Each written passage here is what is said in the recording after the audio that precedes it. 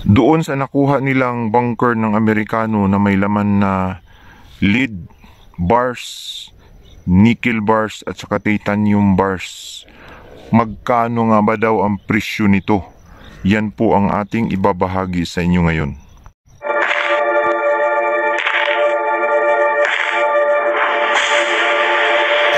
Welcome treasure hunters all over the Philippines. Welcome to my channel. Naniniwala ba kayo sa kasabihang ang naghahanap ay makakatagpo?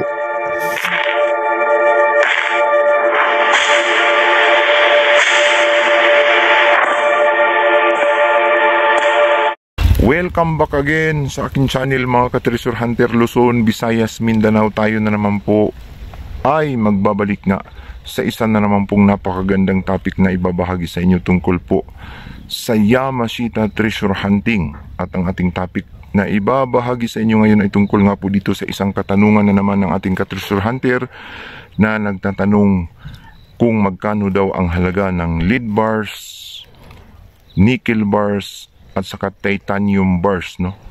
Na kamakailan lamang ay usap-usapan po sa ating mga ka-treasure hunter sa social media tungkol nga po dito sa napakaraming mga bari-baritang ipinapakita, ipinupost sa online, Facebook man o mapa YouTube, ay makikita natin ang bidyong ito na nabuksan ang kuweba na may ipinakitang napakaraming bari-baritang metal, mga metal bars. At identified po ito ayon po sa ating kababayan na nagsuri daw sila, isa po sa metal bars na ito ay titanium bars. At may nagsabi naman may nickel bars at saka may lead bars at may palladium bars pa daw.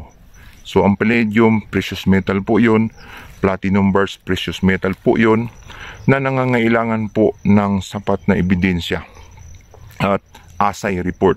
So ito pong tatlong metal natin pong babanggitin na kasama po sa kanilang nahukay, nakuha, natagpuan, nabuksan na bunker ay mga metal bars na may presyo pero hindi kasama sa precious metals, no? Pwede nating ibigay sa inyo ang presyo nito para po lubos na malaman ng ating kabayan na nagtatanong kung magkano daw ang presyo nito. So nakita nga natin doon po sa video mula sa Mindanao na nakapagbukas sila ng bunker, American bunker, no? Na may laman po na napakaraming mga bari-baritang, sabi nila mayroon daw itong lead bars, nickel bars at saka titanium bars. So ang lead bars, no, ay malaki ang gamit nito sa paggawa po ng mga armas, mga sasakyan, ay ginagamit ang mga lead bars. Katulad po ng mga bala ng baril, mga kanyon o kung ano pa mga armas na ginagawa po ng mga Amerikano, ay ito pong lead bars ay napakahalaga sa kanila. Sapagkat ang lead bars ay isa nga sa tinatawag na the most toxic element, metal elements, na pwede nga talaga siyang gawing mga bala, no? Poisonous. Kaya ito po ay mahalaga sa mga Hapon at mga Amerikano sa paggawa po ng iba't ibang klaseng bala pangdigma. So ang lead bars, titanium bars at saka itong nickel bars ay may mga gamit, kaya nila ito inipon. Ang titanium bars ay madalas po itong ginagawa na katawan ng eroplano, no? Katawan ng mga sasakyan, sapagkat napakatibay po ito at magaan. Bukod po sa matibay ay magaan pa, kaya madalas makikita natin ang mga titanium bars o titanium metals ay ina-apply po ito sa paggawa ng mga eroplano o mga sasakyang panghimpapawid. Ito po ang karaniwang ginagamit na metal.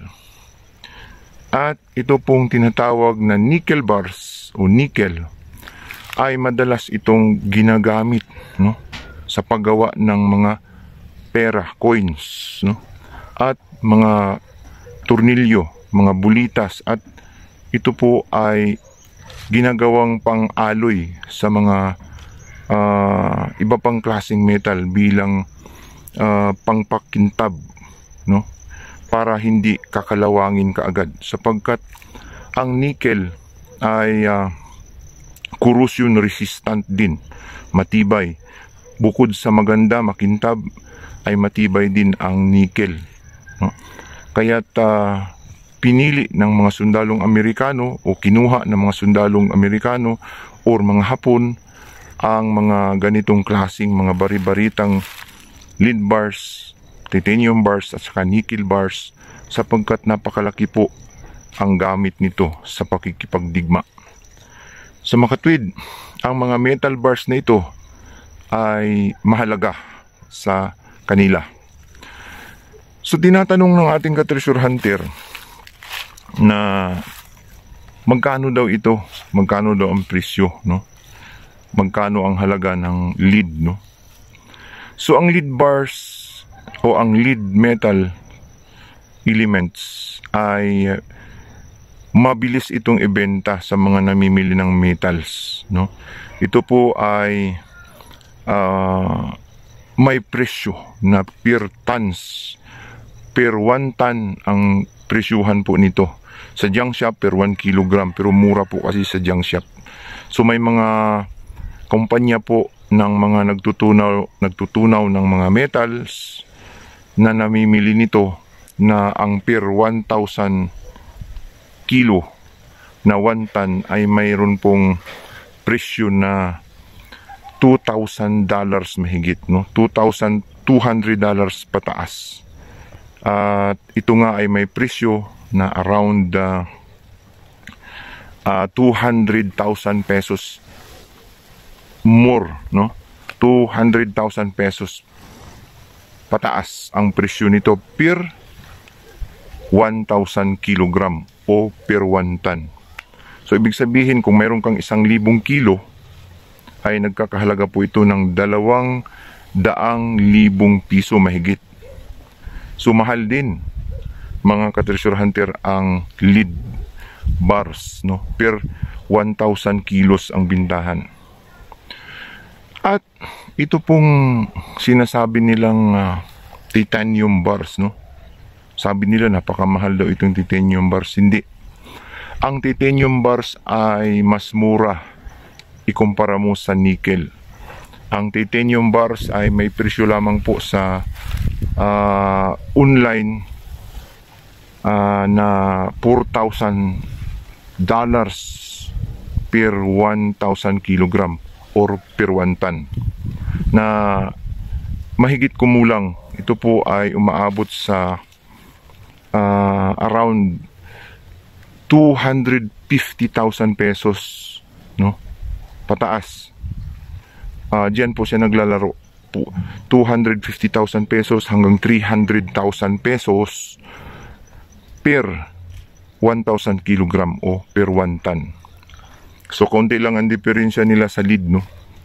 Mas mahal lang ng konti itong titanium kaysa sa lead bars, no?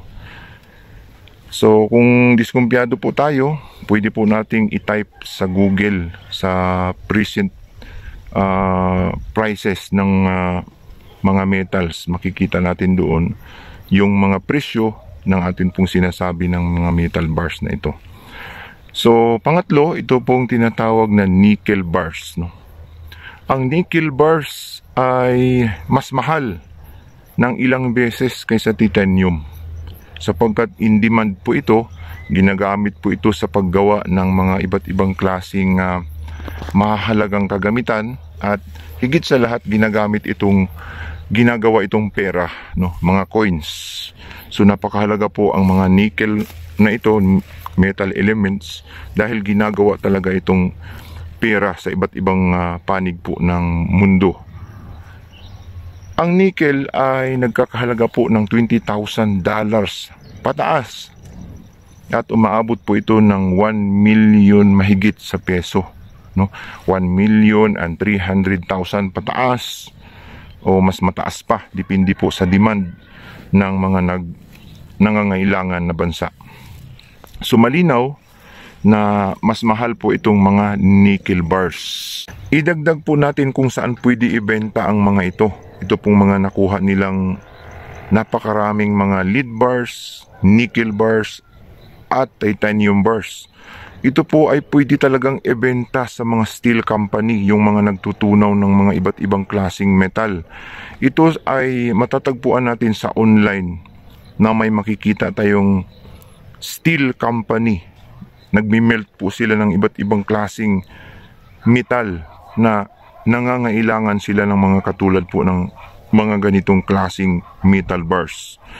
So, kontakin niyo sila, may mga contact number sila. Ito ay marami sa Metro Maynila. Sa international marami din. Pero mayroon din tayo sa Metro Maynila na pwede ninyong makita ito sa Google. I-type nyo lang steel company. Kontakin ninyo yung kanilang mga contact numbers. Doon po ay pwedeng makapagbenta ng mga ganitong klaseng mga metal bars. Sapagkat hindi po masyadong mahirap itong ibenta, sapagkat hindi po siya precious metal na high temperature. Maraming industry ang nangangailangan po ng mga ganitong klaseng metal. So yun pong mga precious metals na nabanggit na palladium, mga platinums, ay hindi po tayo makapagbigay ng tamang presyo sapagkat kailangan po yun ng mga assay report, laboratory, no? Testing bago natin sasabihing legit ito ang presyo. So kailangan pa ng mga patunay na talagang legit na mga precious metals. Hindi basta-basta ang mga ganong klaseng mga metal bars, no? Pwedeng magamit sa scam. So ulitin natin, itong ganito karaming mga metal bars na nabuksan nila ay hindi po ito scam, hindi po ito piki. Ito ay totoong mga metal bars. Sa sobrang dami nito, kapag mamiki kayo, mamumulubi muna kayo. Ano pa ang rason bakit mamiki kayo ng 2 barko o 3 barko sa loob ng kuweba at gagastos pa kanyang ilang milyon? Yung ginastos nyo pamimiki ay pwede nang makapagtayo ng building yun, no? So hindi po yan piki, hindi rin scam, kundi totoo talaga na mga metal bars ito na kanila pong nakuha, natagpuan sa may Mindanao. Siguro kaya lang nagagamit ito sa mga scam, may mga sumasakay siguro na mga hindi maganda ang loob, kaya ginagamit nila itong parang na-scam na rin sa mga social media, no? At yung mga buyer alanganing bumili sapagkat alanganin ding magbenta itong tao sapagkat wala nga silang mga papel, no? Litaw sa hangin. So kailangan pang yung nauna nating video, kailangan pang iproseso, tamang proseso, legal na paraan para po maibenta na walang duda at hindi nangangamba yung bibili at yung nagbebenta. So malinaw po mga ka-treasure hunter na ang presyo ng lead bars, titanium bars at saka nickel bars ay nakadisplay sa online. Kung diskumpiyado kayo sa atin pong nasabi, ay pwede po ninyong i-research ang bawat presyo ng atin pong pinag-uusapang mga metal bars, no? So hanggang dito na lamang po, sana po ay mayroon na naman tayong natutunan na pulot na aral dito po sa ating napag-usapang topic. Ito po ang inyong ka-treasure hunter nagsasabing kapag tayo po ay naghahanap, tayo ay tiyak na makakahanap.